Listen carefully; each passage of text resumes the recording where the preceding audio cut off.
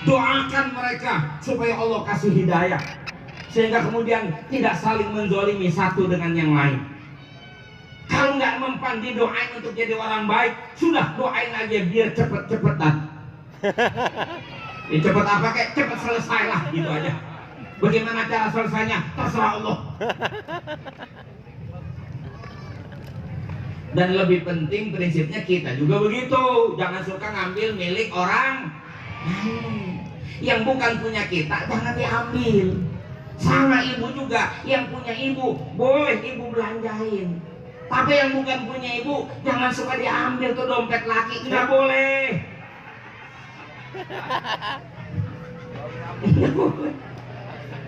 Karena perempuan sekarang dia balik, duit suami Allah duit istri, duit istri bukan duit suami.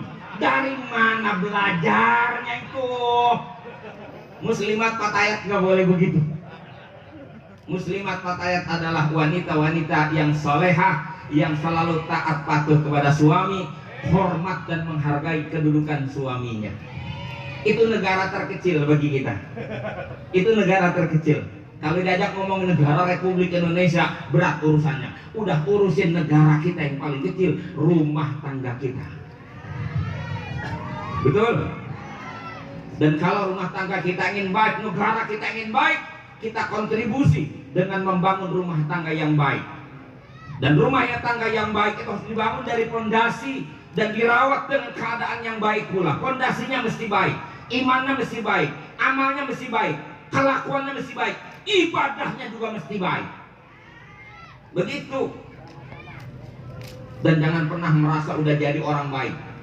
Ini saya pesenin yang di bawah, khususnya umumnya buat kita semua, jangan pernah merasa kita udah jadi orang baik. Karena prinsipnya orang itu ada dua, satu orang soleh, dua orang salah. Orang soleh bisa jadi salah, orang salah bisa soleh. Terus yang salah siapa? Yang salah itu orang yang terlanjur merasa soleh, atau orang soleh yang terlanjur tidak pernah ngaku salah. Paham? Paham kalimatnya? Yang gitu. Makanya kita periksa senantiasa diri kita udah bener apa belum. Termasuk ketika mencari dunia. Ini kan karena ributin yang diributin bukan dunia melulu nih urusan. Betul? Dunia melulu. Dan yang bikin rame itu urusan dunia. Dunia kalau kita kecilan lagi urusannya gegares. Urusan gedenya, konstruksinya kan dunia itu yang dicari. Hubbul jah, hubbul mal, itu kan intinya itu. Hubbul istihar itu, hubbul mal, demen sama banda, demen sama kehormatan, itu kan dunia itu. Kalau kita kerucutin lagi demen sama duit, urusan pokoknya apa? Gegares. Itu jalanan sampai macet, urusan apa coba? Gegares. Itu laut sampai di turun apa coba? Perempuan milih laki-laki lebih cenderung milih mana? Yang gegarasnya banyak, gegarasnya dikit. Bukan yang gegarasnya banyak, yang gegarasannya banyak. Itu pasti. Makanya jangan salah menyikapi dunia ini. Kita supaya tidak salah, tidak disalahkan kita untuk mencari dunia. Silakan fantasyiru fil ardi wabtaghu min fadlillah, tapi dengan cara yang benar, dengan maksud yang benar. Allah yaqsida fi kasbihi, jangan dia menuju memaksudkan mengkosong dengan usahanya, illa istighfafan li nafsihi wa ayalih, kecuali untuk menjaga kehormatan diri dan keluarganya. Hidupnya harus berdiri di atas kakinya, dan hidupnya tidak menjadi beban orang lain. Syukur setelah itu dia bisa berbagi kepada orang lain. Wala yaqsida bi kasbihi al-jam'a wal kasrah, jangan mencari banda, tujuannya adalah untuk ngumpulin banda, memperbanyak handa, pamer habanda, flexing dengan harta kayak mak-mak di TikTok itu. Kalau kondangan itu emas semua dipakai, pamer. Giliran orang minjem duit bilangnya karena punya duit. Harusnya ketika dia sudah berlebih, dia bisa berbagi kepada orang lain. Itu bagian daripada menata rumah tangga, dan rumah tangga kita berguna bagi tetangga kita yang terdekat. Khairun nas anfa'uhum linnas, ahabbun nas ilallah anfa'uhum linnas. Manusia yang paling disuka, dicintai Allah adalah orang yang hidupnya paling banyak bermanfaat bagi orang lain. Ibu ya. Dan mental orang NU satu lagi yang diajari oleh para ulama adalah berkorban. Mental orang NU, jangan jadi pengemis dan jangan suka meminta kepada orang lain. Kalau ingin jadi orang kaya, pulang dari sini bisa langsung jadi kaya. Asal jiwa ibu, jiwa pemberi, bukan jiwa penerima. Yo, mau jadi orang kaya? Sudah gampang caranya, tutup itu energi miskin. Tutup. Jangan kasih jalan energi miskin di diri kita ini. Buang jauh-jauh. Apa? Energi miskin di mulut kita, suka ngeluh sama keadaan. Kalau ngomong sama orang selang, diomongin yang kagak enak, mulu kagak enak. Gila punya duit, hilang batang hidungnya. Gila nggak punya duit, baru nenangga ngomong tentang suaminya. Kan begitu urusannya. Maksudnya apa? Supaya bisa dipinjemin duit. Kan begitu. Jiwanya menerima. Energi miskin di mata itu apa? Selalu melihat orang lain lebih baik dari dirinya. Berhentikan itu. Hidup kita tentunya lebih baik dari orang lain. Begitu ngomong, walaupun saya nggak punya apa-apa, alhamdulillah saya bisa menjalani hidup dengan baik. Walaupun saya nggak punya apa-apa, saya tidak kaya secara materi, tapi saya kaya secara hati. Masya Allah. Tidur di atas karpet ini jauh, tidur di atas karpet di rumah kita jauh lebih baik daripada tidur di atas kasur tapi di rumah sakit. Ayo bener.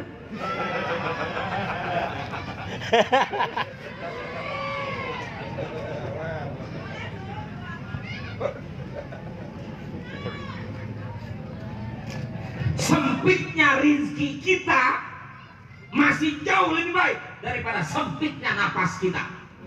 Betul? Itu kan Mbah Maimun yang ngomong. Cuma nyampein doang. Makanya hidup tuh jangan cari senang, cari bahagia. Cari bahagia. Indonesia ini cita-citanya masyarakatnya sejahtera, adil dan makmur. Kata orang belum tercapai, tergantung orangnya. Kalau menurut saya udah. Yang penting kita udah merasa makmur aja, itu yang penting mah. Gak usah ngeliat-ngeliat nasib orang, udah kita aja. Mau bahagia gak usah nunggu kaya, cukup bahagia di hati. Kalau mau senang-senang memang kudu kaya. Tapi kalau mau bahagia gak kudu kaya. Hei, saya mau balik pertanyaannya. Ibu itu maunya kaya atau bahagia? Kaya apa bahagia? Udah bener tuh bawa pulang. Pegang sampai mati, jangan berubah. Iya. Kalau ini sih, nih, belum ngalamin kesalahannya, pegang ya. Ini udah ngalamin. Dia kagak ngerti, dia mau kaya juga. Bu, yang tanya sama ibu. Ibu itu kalau tidur, yang penting kasurnya empuk, apa pulesnya? Nah, makanya nggak usah kaya juga bu, bisa yang penting bisa di atas karpet. Kalau hidup kita nyaman, hati nggak uring-uringan, pikiran luas, tidur di mana aja bisa pules nggak? Jadi nggak usah ngukur nasib kita dengan nasib orang lain. Jangan bilang enak lu mah, suami lu ganteng, mana ganteng, kaya. Jadi kalau kemana-mana bangga digandeng sama laki, punya suami ganteng, mana kaya. Enak banget lu mah, nggak usah begitu, nggak usah. Belum tentu yang suaminya tampan dan kaya itu bisa bahagia dibandingkan orang yang suaminya udah jelek tapi miskin.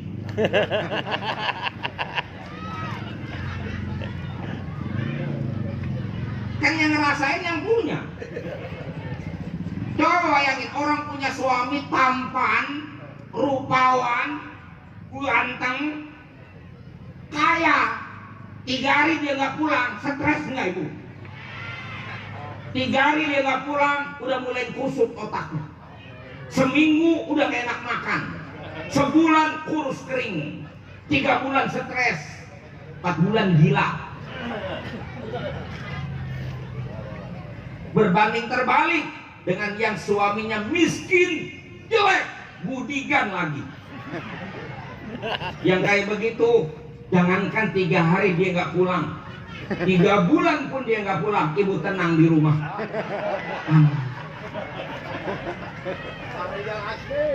Maka apa yang disampaikan Nabi itu benar. Kata Nabi, konsep bahagia itu wardo bima qasamallahu lak takun agnan nas. Ridholah kamu dengan kenyataan hidup apa adanya. Kau ridho, kau terima, kau lapang dada, kau ikhlas, kau syukuri, selalu alhamdulillah dalam hidupnya. Kau akan jadi orang yang paling bahagia. Kau akan jadi orang yang paling kaya. Nah, tinggal kiainya.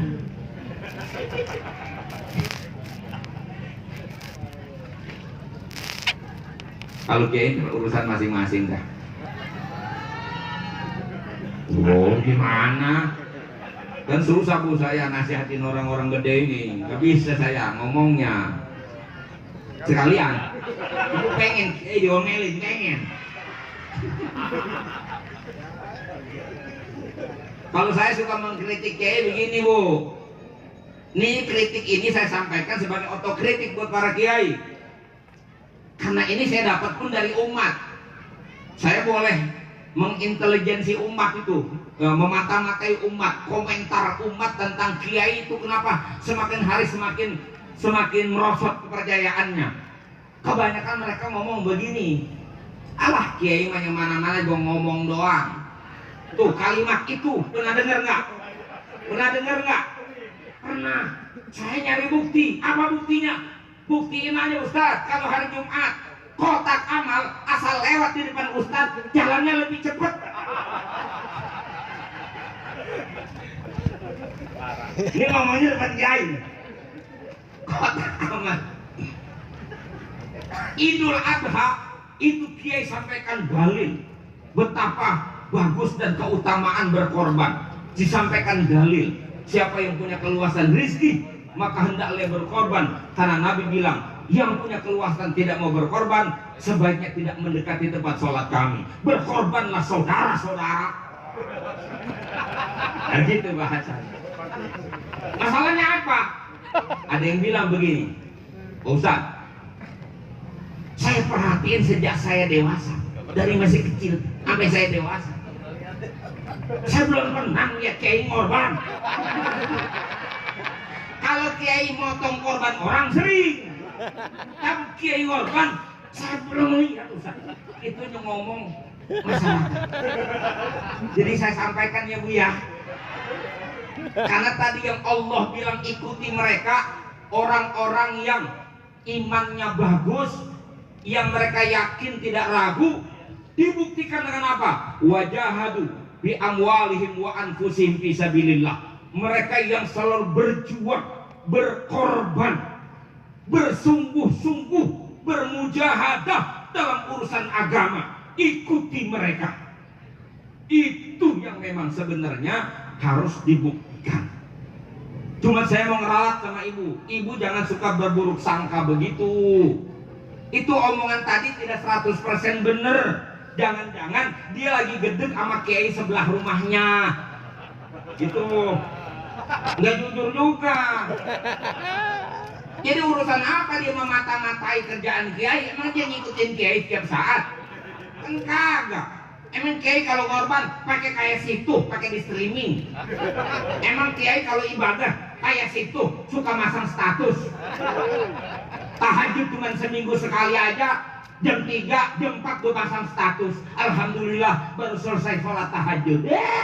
Kiai kan gak gitu, gak pernah ngomong.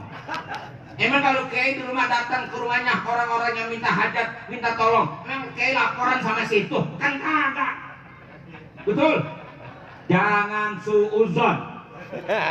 Jangan suuzon. Berbaik sangkalah kepada kiai. Mantap kiai. Sip, ada ujungnya, ada ujungnya. Saya sendiri sini gelombang saya urusannya. Nah, itulah dasarnya NU sekarang sudah masuk pada 102. Pokoknya kisaran 1 abad. Ini organisasi yang dibuat oleh ulama sebagai bentuk perhatian dan kontribusi mereka bagi umat dan bagi bangsa. Dengan penuh tanggung jawab mereka buat organisasi ini untuk memayungi umat Islam Indonesia. Dan mereka bukan sekedar membuat, tapi mereka membuktikan pengorbanan yang tiada henti dan tidak pernah tertandingi sampai hari ini. Itu yang membuat NU sampai hari ini masih terus eksis. Kita masih bisa merasakan suasana NU hari ini. Ini adalah buah dari pengorbanan para masyayikh. Tinggal bagaimana kita yang merasakan buah ini kemudian mau dan bersedia melanjutkan perjuangan mereka. Amin. Kuncinya adalah walladzina jahadu fina lanahdiyannahum subulana. Orang yang mau bersungguh-sungguh, berjuang, berkorban di jalan kami, pasti akan kami tuntun mereka, kami hantarkan mereka menuju jalan-jalan kami. Mudah-mudahan kita semua selalu terbimbing di jalan hidayah. Allah Subhanahu wa ta'ala kekalkan iman Islam kita. Allah mantapkan akidah kita, akidah ahlus sunnah wal jamaah. Allah mantapkan nahdlatul ulama untuk senantiasa bisa memayungi umat, dan para pengurus diberikan kekuatan oleh Allah untuk bisa mengurus NU, mengurus jamaah dan jam'iyah nahdlatul ulama. Terima kasih, mohon maaf. Wassalamualaikum warahmatullahi wabarakatuh. Waalaikumsalam warahmatullahi wabarakatuh. Alhamdulillahirabbil alamin. Sama-sama kita simak